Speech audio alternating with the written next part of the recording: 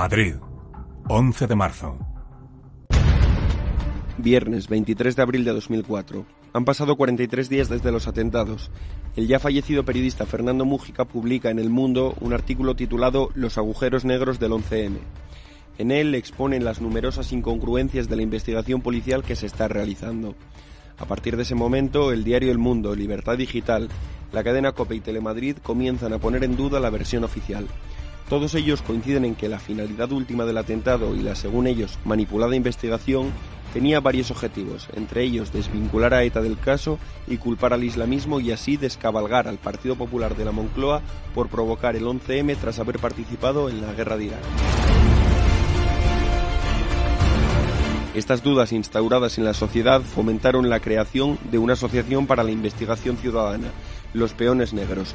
Ricardo Moreno es su presidente. A raíz de la lectura de ese artículo de Fernando Múgica, que se llamaba Los agujeros negros, aparece una serie de gente que me llama, incluso, ¿tú has leído este artículo y tal? Y digo, sí, me ha sorprendido mucho, pero vamos, es un artículo que es un antes y un después en la vida de Fernando Múgica, que se dedica a la investigación de este asunto a partir de esa fecha, ¿no? Pero lo cierto y verdad es que cuando ocurre el hecho, el día 11 de marzo del 2004, inmediatamente se declara el secreto del sumario. Entre los ciudadanos duró poco la credibilidad del gobierno. Las constantes insistencias en que la principal hipótesis era la autoría etarra propiciaron que los días 12 y especialmente 13 de marzo la ciudadanía clamara por la verdad y contra el gobierno. Y ahí notas cómo la sociedad ya está dividida radicalmente, ¿no? Porque acusan al gobierno de ser el responsable de un atentado, el mayor atentado de la historia de España, terrorista, y de Europa. Dices, ¿cómo esto?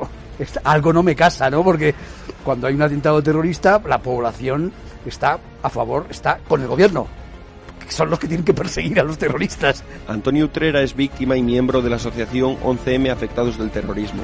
A él sí le hubiera gustado que, además de los responsables directos, se hubiera juzgado a posibles negligentes. Entiendo que en un Estado de Derecho lo que existe es la verdad judicial. Todas las verdades son subjetivas.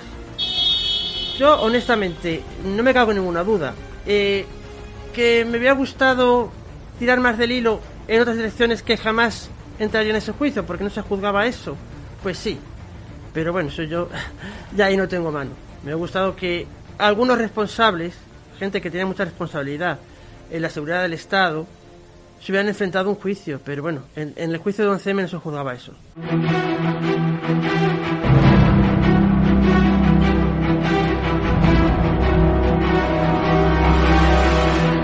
El alcalde de Madrid en aquel momento, Alberto Ruiz Gallardón, es uno de los dirigentes del PP que ha aceptado la sentencia con más claridad.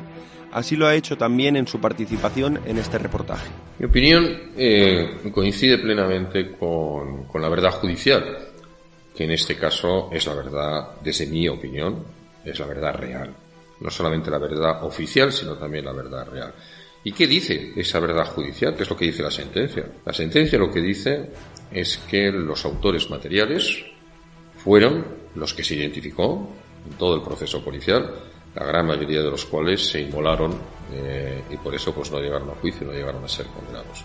Que esos fueron los autores materiales, yo creo que es un hecho indubitable. Lo digo con toda sinceridad, no solamente porque lo digo en una sentencia firme, sino porque además responde absolutamente a la realidad. En los días de la publicación de la sentencia, los medios de comunicación echaron en falta conocer quién había sido el autor intelectual de los atentados. Lo que no sabemos es quién a esos autores materiales, que eran todos terroristas islamistas, sin excepción, pero quién les llevó a cometer ese brutal atentado. Y esa es una fase de la investigación, quién estuvo detrás de eso, quién lo financió, quién tomó la decisión de hacerlo y luego a estos indeseables les ordenó que lo hicieran. Eso es algo que la propia sentencia lógicamente no puede resolver. Sobre la autoría intelectual, esto responde la fiscal del caso, Olga Sánchez. Los hechos probados consistieron en lo que el fiscal decía en el escrito, es decir, que se habían formado una serie de grupos, el grupo operativo, que fueron los que planificar y ejecutar los atentados. Es decir, ellos consideraron que tenían que hacer la yihad en España. ¿Pero qué pasa? ¿Alguien se ha preguntado alguna vez quién era el ideólogo intelectual de la muerte de Miguel Ángel Blanco? Porque sabemos que detrás de la ejecución de unos atentados terroristas hay una organización que le está refrendando. Si les parece, vamos a analizar algunas de las dudas más importantes de la investigación.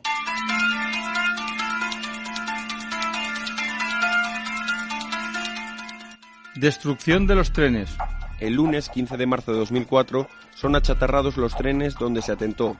El abogado y presidente de los Peones Negros, Ricardo Moreno, no concibe que esto se haya producido. Que los trenes se habían desguazado a las 48 horas después. Y eso a cualquier persona que tenga un mínimo conocimiento de lo que significa la investigación judicial de un atentado como ese, le llama mucho la atención, porque es una auténtica aberración que se haya destruido o se hayan desaparecido los trenes que estaban allí con las muestras del explosivo que...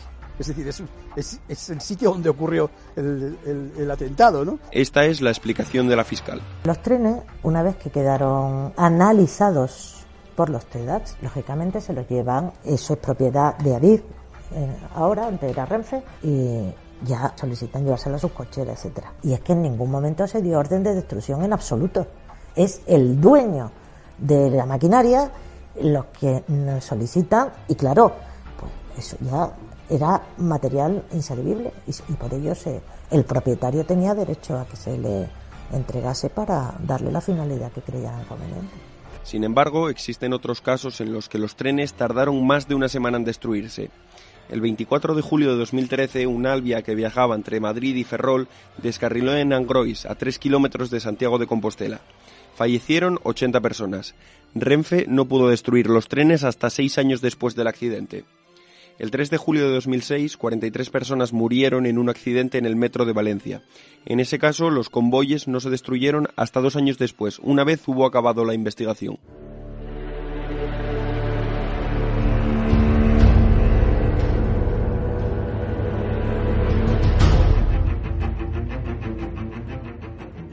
Mochilas no explosionadas. En el 11M, según la sentencia, explosionaron 10 de las 13 bombas preparadas. Una de ellas, la que se halló en Vallecas esa noche, es una de las pruebas claves del juicio. Que el explosivo fuera dinamita de la marca Gómado Seco descartaba de plano la implicación de ETA en el atentado, ya que la banda terrorista vasca utilizaba otro tipo de dinamita en sus atentados con explosivos, el titadine. Tras evacuar a los heridos, un policía municipal encontró en la estación del Pozo una mochila con un móvil que estaba conectado a unos cables que llegaban a una tartera naranja. Ante el susto por tener delante de sí una bomba, la apoyó con la mayor suavidad posible en una pared. A los pocos minutos, unos supuestos TEDx vestidos de paisano, de los que nunca nadie supo nada más, conminaron al policía a apartarse del cordón policial. Nadie supo quiénes fueron ni qué hicieron, pero tiempo después otros TEDx, estos ya uniformados, se dispusieron a examinar bolsa por bolsa. Uno de ellos encontró apoyada en la pared la misma mochila que el policía municipal había movido de tipo petete, pero en este caso el móvil estaba conectado por unos cables a una bolsa de basura azul. Ambos policías dibujaron en un folio lo que vieron. Si nadie manipuló esa mochila, ¿fueron los dos hombres que dijeron ser TEDx y que nadie identificó una mano negra? ¿Cómo puede ser que donde un policía municipal vio una tartera naranja, un TEDx viese una bolsa de basura azul? A esta pregunta nos responde el entonces jefe de los TEDx, Juan Jesús Sánchez Manzano. Cuando una persona ve una cosa, todo depende de cómo le vayas haciendo las preguntas. Si tú le estás induciendo a que diga una tartera y que diga de color no sé qué, al final termina creyéndose que había visto eso. Yo lo que sí sé es que el TEDx observa, mira y hace un informe técnico sin que nadie le pregunta. Además, si no es un experto, va a mirar con mucha atención la bomba, con lo cual la concentración para atender pues no se va a dar. Por otro lado, en Atocha se realizó una explosión controlada.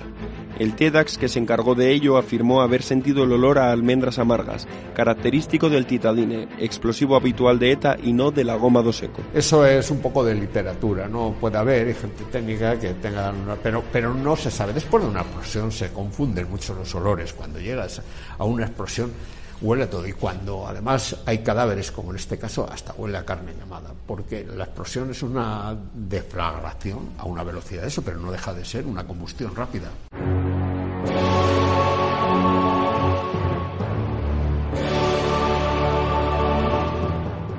No obstante, la prueba que más dudas ha levantado ha sido la mochila de Vallecas, es decir, una bolsa de deportes con una bomba dentro que, tras revisar todos los TEDx, bulto por bulto hasta 4 veces los trenes, no salió a la luz y que sin embargo apareció esa noche en la comisaría de Puente de Vallecas entre todos los bolsos y mochilas de los pasajeros. El explosivo de esa mochila era gómado seco, es decir, el explosivo que no utiliza ETA.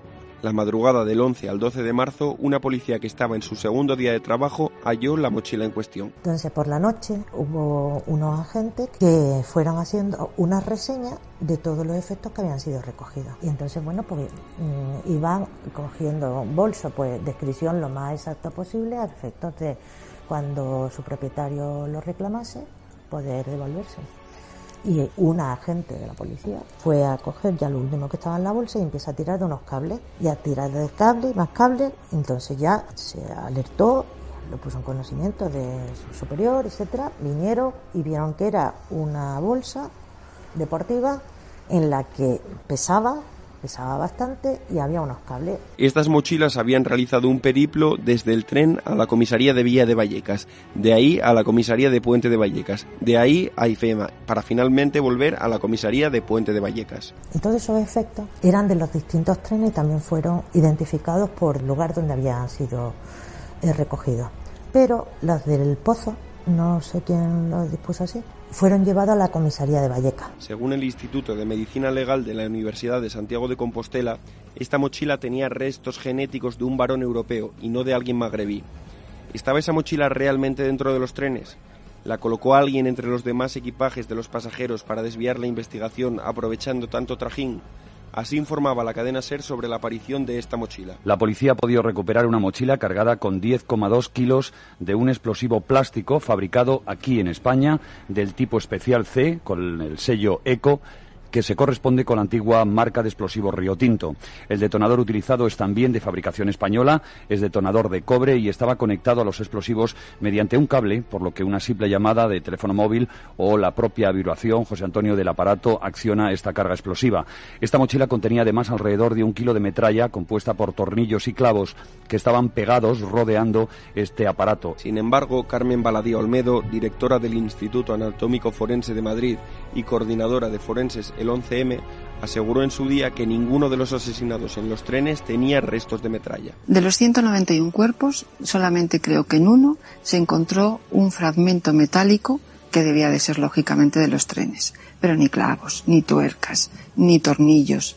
No había metralla entre nuestros 191 muertos. Por otro lado, sí es cierto que esa mochila es muy parecida a la que los policías explosionaron de forma controlada en Atocha y que la tarjeta del móvil que contenía pertenecía al grupo de todas las tarjetas compradas por los terroristas.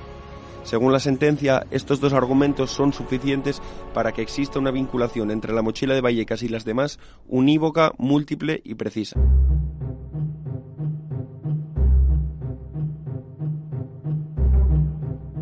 Furgoneta Kangoo de Alcalá. La mañana del día 11 se encuentra la primera prueba que luego sería clave en la sentencia. Luis Garrudo Hernández, portero del número 5 de la calle Infantado de Alcalá de Henares, ve a las 7 de la mañana del día de los atentados una furgoneta de la que sale un hombre con un pasamontañas y cargado con una bolsa de deporte que a simple vista parece pesarle. La furgoneta se encuentra aparcada junto a la estación de Alcalá, de donde salen todos los trenes atacados. Al enterarse de las explosiones, Garrudo le comenta a su presidente de la comunidad lo que ha visto. Este avisa a la policía, la cual se presenta en el aparcamiento para examinarla.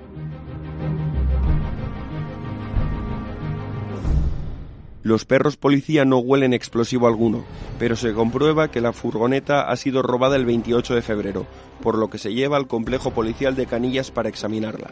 Una vez en la sede de la policía, aparecen en la furgoneta 7 detonadores y unas cintas coránicas, lo cual hace apuntar a la hipótesis yihadista.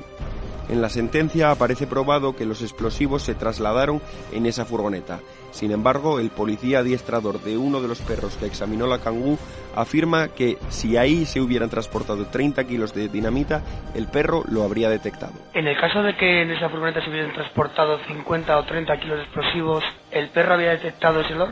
Sí, lo había detectado, inmediatamente lo había, pues que eran residuos del explosivo y el perro lo había detectado. Le preguntamos a Sánchez Manzano sobre esta aparente incongruencia. Muy fácil, estaba metido en una bolsa de plástico de la basura de color azul, la misma que tenían las bombas, que se neutralizaron. Está metido en una bolsa de plástico, con lo cual herméticamente cerrado no desprende olores y los perros no captan nada.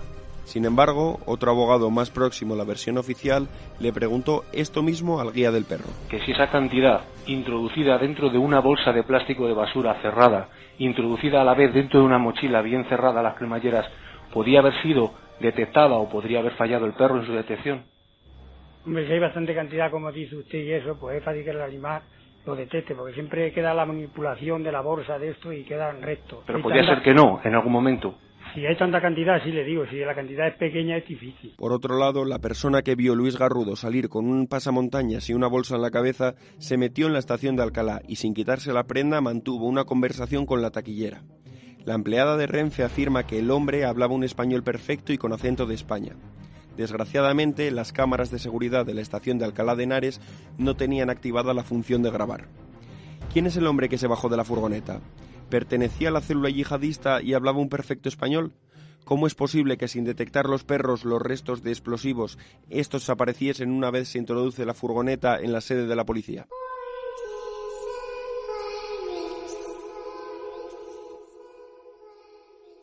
El trayecto de vuelta de Asturias. El ritmo de envío de explosivos que llevaba Suárez Trasorras mediante sus atláteres en un autobús de línea era insuficiente.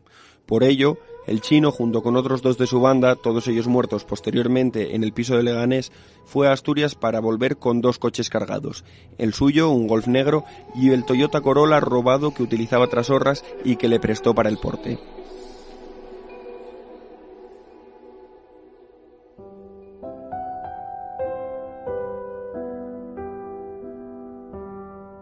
Tras realizar el robo en Mina Conchita, el domingo 29 de febrero regresan a la finca de Morata de Tajuña. Durante su estancia en Asturias existe un contacto telefónico entre el Chino y Eulad El Naoui, uno de los 3 condenados.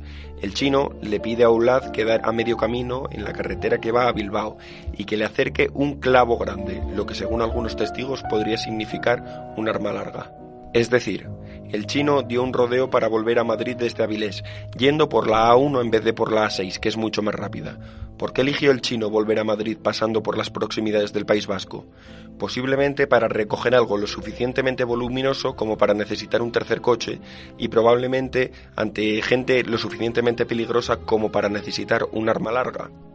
En su libro La cuarta trama, José María de Pablo, abogado de una asociación de víctimas de los atentados, cuenta que los terroristas pasaron junto a un zulo de ETA que en el año 2005 sería desarticulado, en la localidad de Cabañas. Afirma, citando a un agente de los servicios antiterroristas de la Guardia Civil, que es perfectamente factible que la banda del Chino hubiese quedado con unos etarras y recogido un cargamento de explosivos.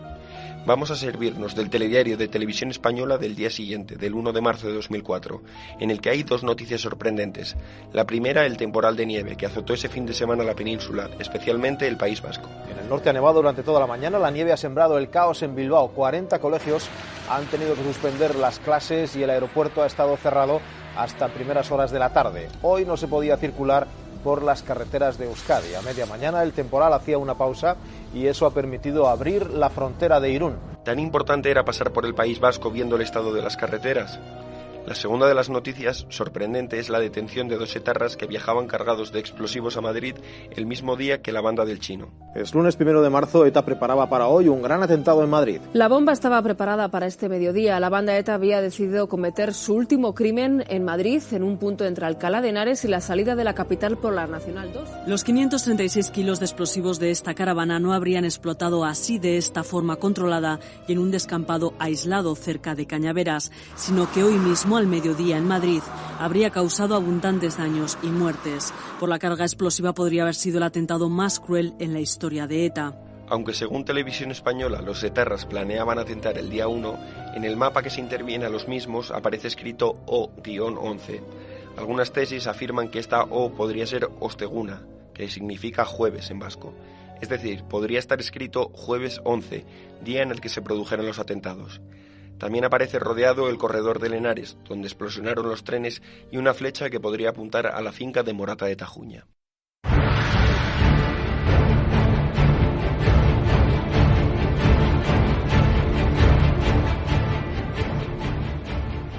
¿Cuál fue el explosivo en el 11M? Al aparecer la furgoneta de Alcalá la misma noche del día 11, el ministro Acebes no dio un dato relevante. En la furgoneta había aparecido gomado seco. Esto habría elevado las hipótesis de que el atentado fuese de corte yihadista.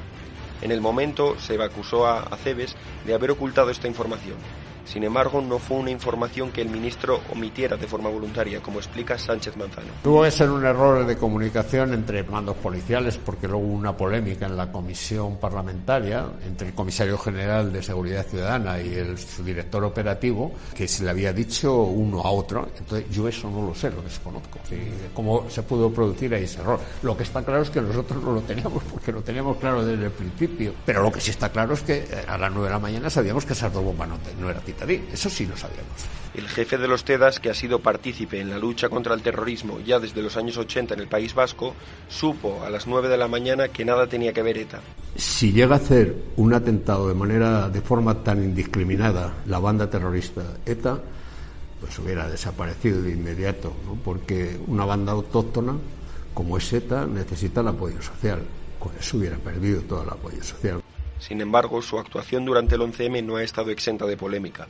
De las 10 explosiones que se registraron, solo se guardaron 23 vestigios ya lavados con agua y acetona las cuales no se guardaron.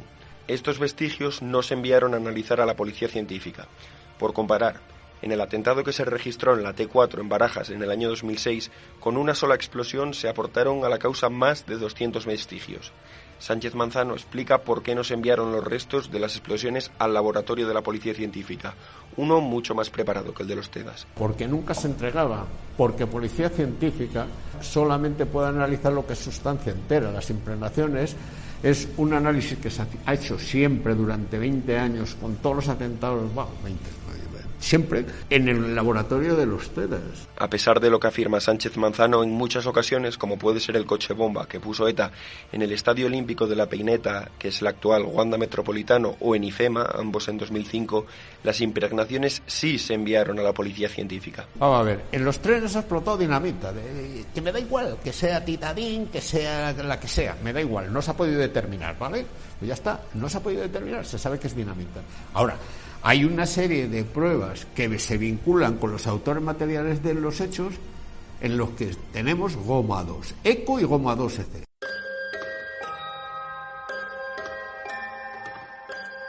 ¿Es culpable Yamal Zugam?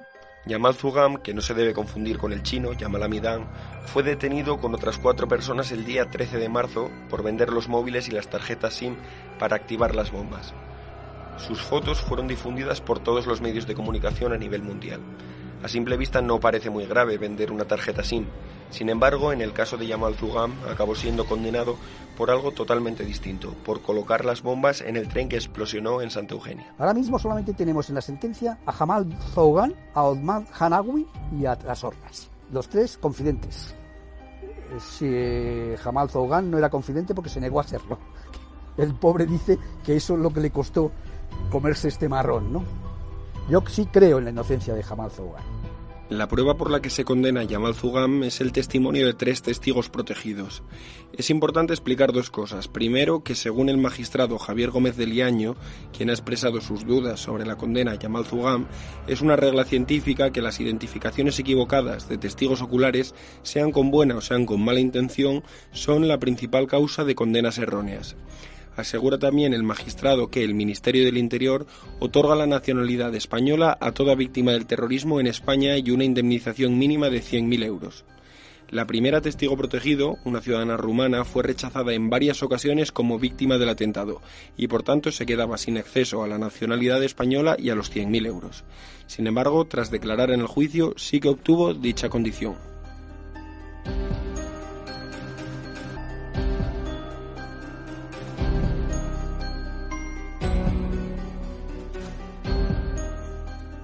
La segunda testigo protegido inculpó a Yamal Zugam después de que buena parte de su familia fuera incluida en las listas de las víctimas del 11M e incluso que ella y su marido encontrasen un trabajo en una empresa de seguridad propiedad de un excomisario de policía.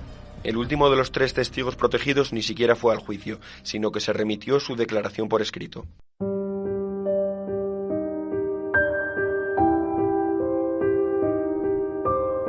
Las llamadas teorías de la conspiración se focalizaron en dos de los entrevistados para este podcast, la fiscal Olga Sánchez y Juan Jesús Sánchez Manzano, jefe de los TEDx. El que haya gente que con un micrófono o con una pluma se dediquen a denostar, a cuestionar de forma grave a las personas que están trabajando en un tema tan delicado como fue este, me parece de una ignominia extraordinaria, porque no solo afecta a esa persona en particular, que a lo mejor se lo puede echar a sus espaldas, pero esas personas tenemos familia, tenemos hijos, y nuestros hijos en esa fecha algunos eran pequeños y no entendieron el por qué nos insultaban, por qué era esa persecución, cuestionando permanentemente nuestro trabajo, sin saber lo que había detrás. No nos inquietó lo más mínimo. No nos inquietó porque estábamos convencidos de que las cosas se habían hecho bien y además la había ratificado la sentencia. Estás un poco marcado, incluso dentro del ámbito corporativo. ¿Por qué? Porque alguien que ha salido en los medios de comunicación pues no conviene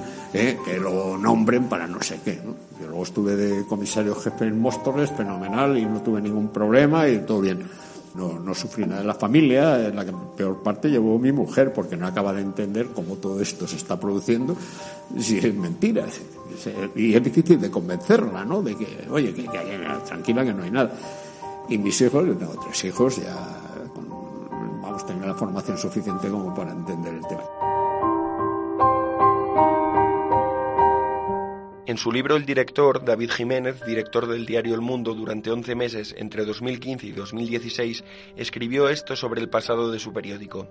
Pedro J. creyó la versión del gobierno, y cuando la realidad nos mostró que no era así, en lugar de rectificar, nos embarcamos en una huida hacia adelante que nos llevó a publicar durante años supuestas investigaciones para reafirmar nuestra teoría de una gran conspiración. Era difícil encontrar a alguien en la redacción que pensara que lo que estábamos haciendo tenía algún sentido, pero más difícil era encontrar a alguien que tuviera las agallas para decírselo al director. En este episodio han participado Carlos Alsina, Mario Rodríguez Andrés y José María Legorburu. Madrid 11 de marzo. Es una serie de Manuel de Castro.